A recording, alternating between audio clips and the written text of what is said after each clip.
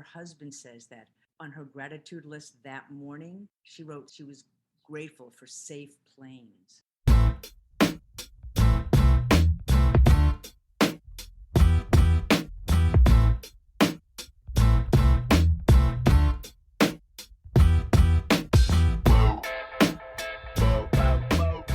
Hey there, and welcome to Grit, True Stories That Matter. Grit is a weekly podcast about stories, the contemporary, personal, narrative kind of story, and the people that craft and tell them. Now, some weeks a storyteller joins me here on the podcast, tells one of their story, and we break it down. Other weeks, we share stories from one of our events, which is what we're doing on this episode. This past Sunday, we had an open mic called 9/11 20 years, and there were 11 storytellers that joined us on that open mic who told beautiful stories. 3 of them to share with you here on the Grit podcast by Shweta Bhatt, Ronna Levy, and Susan Boucaud. Each of these is actually rather short. Thank you, ladies, for allowing me to use your stories on this podcast, and we will be releasing most of the others at some point soon. We are at the beginning of season number 3. We are looking forward to all kinds of new episodes, great interviews, and dynamic stories. Check the show notes, as always, for upcoming events and workshops. And if you listen on Apple, please help us out, rate and review this podcast. I know I say that a lot, but it really does help people find it. Thank you for that. Once again, today, 3 stories from our open mic, 9/11, 20 years later. This episode is in part dedicated to the memory of Ingeborg Larrabee. Ingeborg was a friend of mine in New York for a few years, and she was an employee of Regis, which had its offices on one of the upper floors in the South Tower. Ingeborg, I have not forgotten you. I remember your laughter, our friendship, and your love. Okay, let's dive in.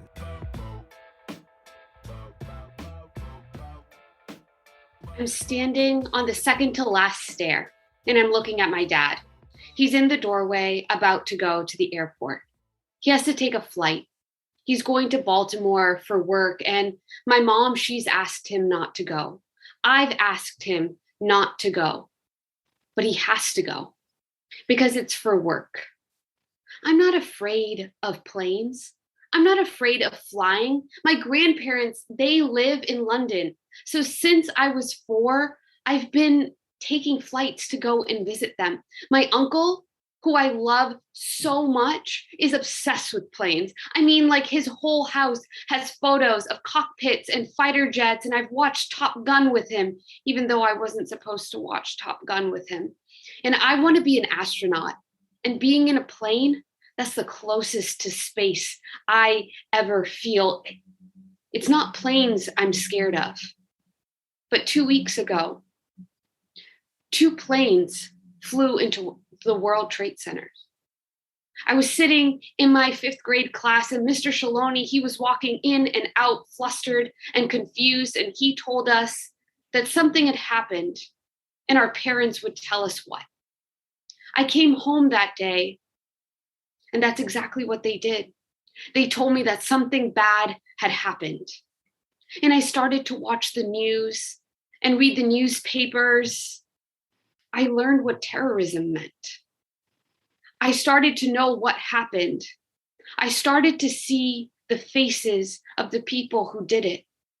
I started to hear their names. My whole life, I've watched a lot of Disney. And the bad guy always looks like this caricature of a human being with this weird and wicked mustache and some sort of scepter. But these bad guys, they looked like me. They look like my dad. And so I'm standing on the second to last stair, watching my dad about to leave from the same airport that 2 of those flights left from. And I don't know what they're going to do to him. Are they going to stop him? Are they going to arrest him? Are they going to question him? Because my dad, he has the mustache. He has the brown skin, the long eyelashes, the long nose. And I'm afraid because I look like my dad. And I know I haven't done anything wrong. I know I'm not going to do anything wrong. But I look a lot like the people who did something really, really wrong.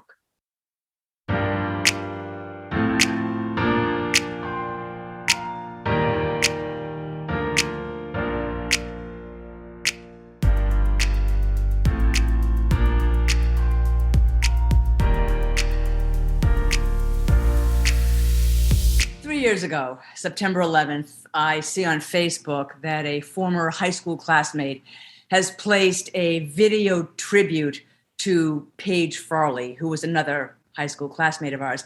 Paige was a passenger on the American Airlines Flight 11 out of Boston. I mean, there have been tributes to Paige, but this video? Now, I never hung out with Paige. I never saw Paige at parties, at the football games, at Dairy Queen, at any school activities. I mean, the only thing that Paige did was she went on the school ski trips to Austria. I mean, we hung out in very different circles. And then after high school, years later, I heard that Paige was addicted to drugs and alcohol, and she was in a rehab center. And I'm like, yeah, okay, another townie bites the dust. But I watched this video. I see pictures of a beautiful, classy lady who was on her way to Los Angeles to discuss her upcoming radio series called Spiritually Speaking. And I learned that Paige was the chairman of the board of the Boston Salvation Army, and her mission was to help others improve their lives. And some of her daily gratitude lists, they now hang in the 9/11 Memorial Museum. And on the video, her husband says that on her gratitude list that morning, she wrote she was grateful for safe planes.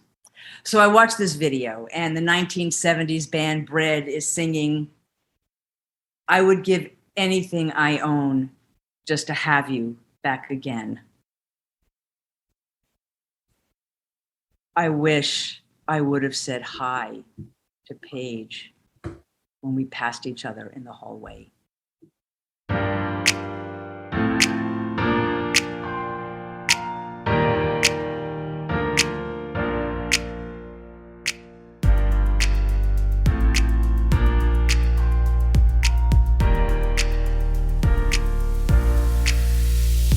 In 9/11, I was in Toronto, Ontario, Canada, and I was working, and all of a sudden a coworker came rushing into my office. "You got to see this, you got to see this." And he grabbed my hand and pulled me to another office, and there was a TV. There were people surrounded this TV looking at it, and I kind of squeezed in, and there I saw it on TV.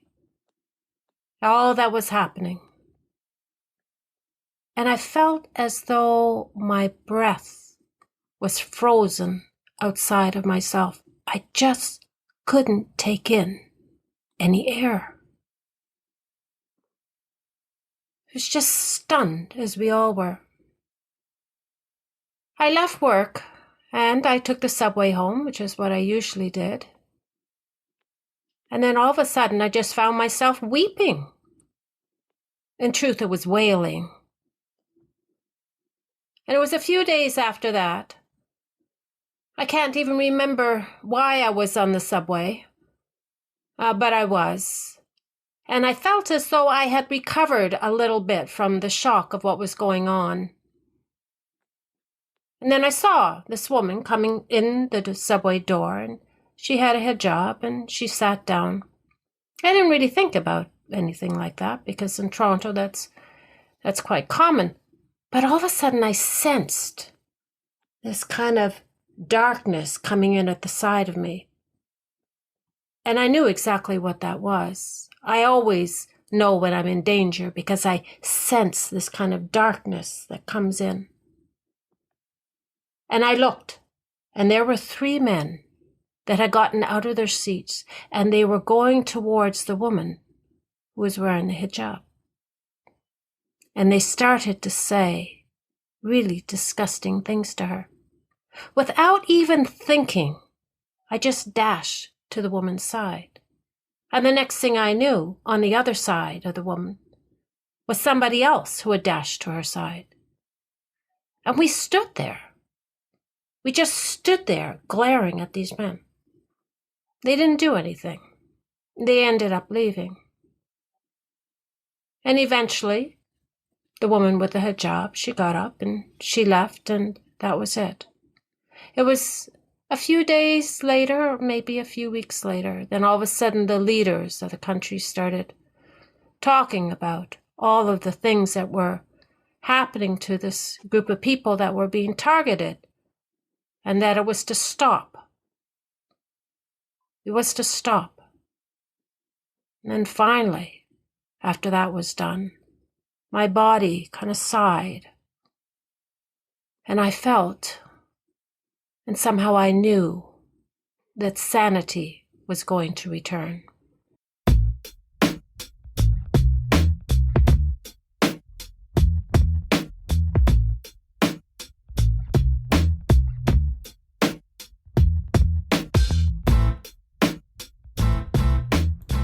As always, thanks so much for listening and all of your support.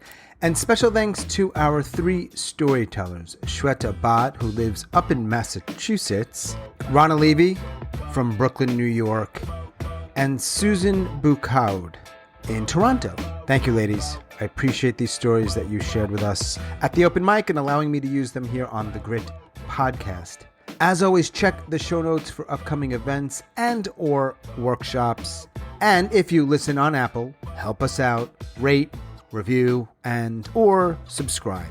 It helps people find this podcast. That is all for episode number 47. Boom.